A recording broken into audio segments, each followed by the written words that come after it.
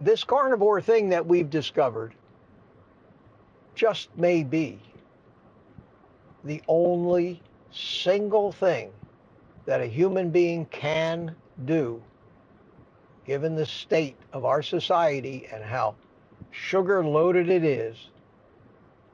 Might be the only thing that you can do to change your life.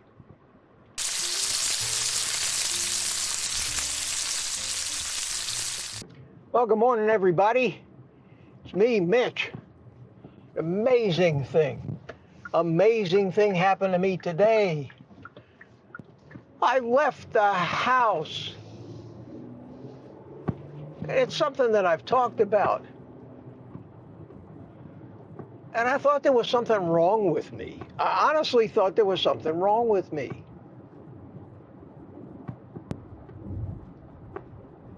Carnivore seems to have made me into a hermit. I stay home all the time.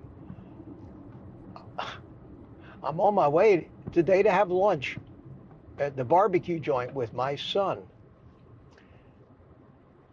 I haven't been shopping in a week. I recorded a video. Today's Tuesday. I recorded a video 1 week ago. And that was the last time I've been in this car or gone anywhere. Other than out for a walk, I haven't left the house. Now, granted, I got a busy life with YouTube. I spend a tremendous amount of time recording videos, doing live streams.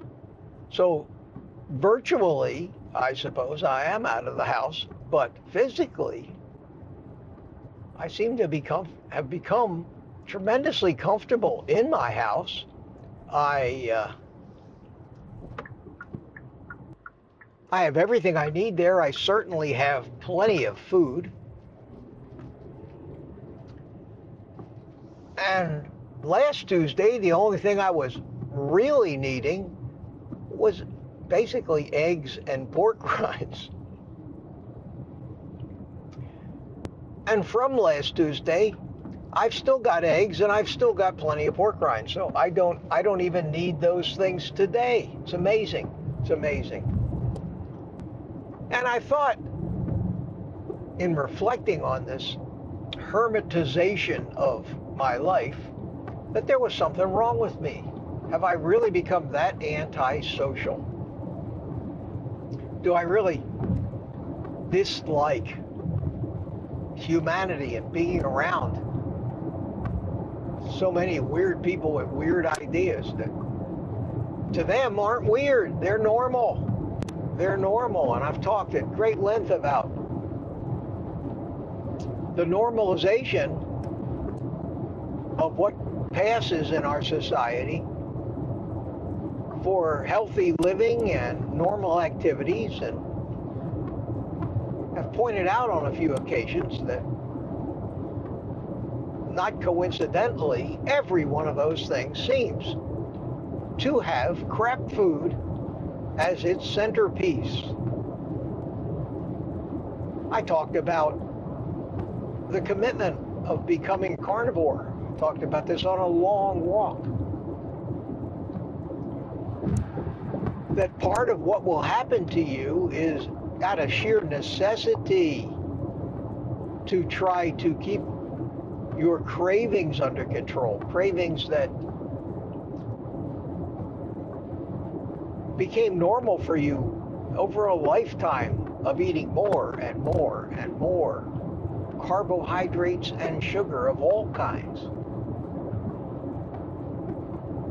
Addictive food.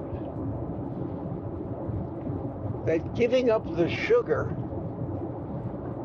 for most means giving up most of the things that you have grown to consider to be normal life. And I don't know what's the hardest part. Is it hard to withdraw yourself from a sugar-focused society, or is it harder to just simply not eat those things? Because everything out there triggers you. And not only everything out there, but everything where you live too, because you can't even turn on the television set or go on social media or even watch YouTube without some ad popping up to entice you by showing you pictures of the stuff you're addicted to. And those are triggers. Those are triggers. That video where I talked about the pitfalls hit home with a lot of people, and I got a lot of comments about it. And many of the comments that I got were from people who identified with what I've said, who basically told me that they were exactly the same. They were exactly the same in that they had completely changed their lives. They had pretty much withdrawn from the norms of society, and pretty well telling me that, no, I'm not crazy. This is what happens. And these, coincidentally, are the successful people on Carnivore. Many of us try to hang on to what we consider a normal life. And we know we have to lose weight. We know we want to reverse our diabetes. We know that we need to change our lifestyle and our eating. So we elect, instead of a carnivore diet, which is basically abstinence from sugar, which is what I think is necessary to cure an addiction, we elect a low-carb diet of some sort. Since I can't change my life that drastically and eliminate sugar, I'm going to have to come up with kind of a compromise, kind of a halfway thing where I still get to have a little of it, because God knows how miserable life would be without it. So you go on either a low-carb diet with, say, 50 to 100 grams of carbs a day, or you think that you're going to become more strict and you go on a keto diet, which is less than 20 grams of carbs a day. And if you really want to try to be strict, you say, well, I'll try to do Carnivore, and I think I can get by on less than 10 grams of carbs a day. And the failure rate on all of these diets is astronomical. And the truth behind the reason is, in order to kick those addictions, even addictions you're not willing to admit to yourself that you have, and that's another problem. Abstinence is the only cure, at least abstinence for a while.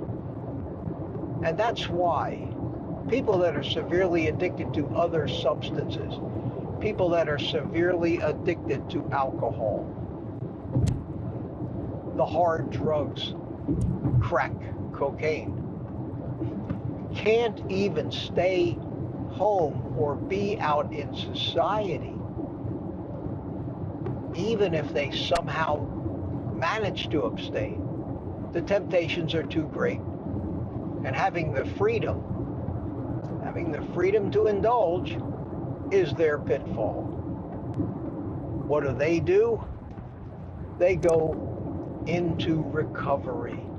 They go into a recovery center. They go into a retreat, someplace where they have a room.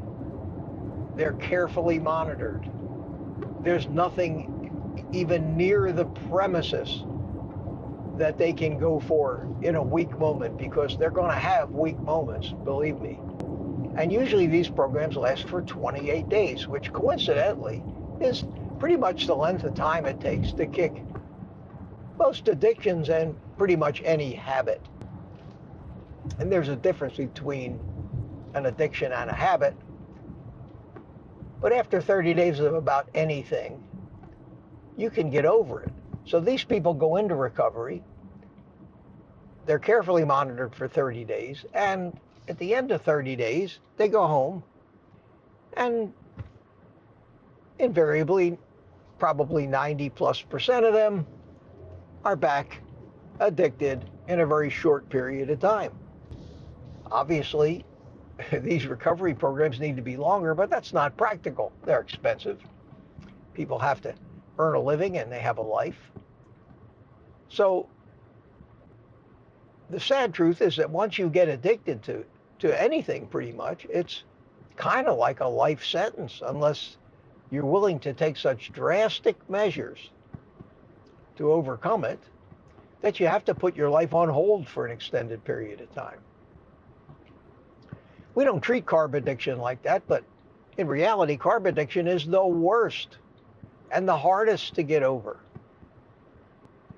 And because we don't treat it like an addiction, that addictive substance, sugar, is in our face 24/7, everywhere we turn, and in every activity we do for entertainment. The deck is stacked against us. It took me a lifetime. I'm 77 years old now, but it took me a lifetime to discover, trying to cure this addiction, that you just can't. You can't cure this addiction. Until I discovered Carnivore, and it worked. And I can truly tell you that not only did it work, but it was relatively painless, and it was relatively easy. And it is the answer. It's the answer. Nobody will believe it because it sounds so weird. But the result of my being on Carnivore is that my whole life has changed. I can change my life in my circumstances, being a single guy, not married. But I live alone. I very rarely go out. And I'm happy and content and healthier for it. But I've gotten that monkey off my back. I have no cravings anymore. There's nothing that I feel I want that I'm not getting right now. No food, no junk, no nothing. And in that respect, this carnivore thing that we've discovered just may be the only single thing that a human being can do, given the state of our society and how sugar loaded it is. Might be the only thing that you can do to change your life and sustain it, and that's the key. Just some food for thoughts. I'm here at the restaurant. Not going to film our lunch. We did that already in a previous video, but thought I'd take this opportunity of the drive to give you a little food for thought. With that, I'm going to go meet my son. You take the rest of the day off and eat meat.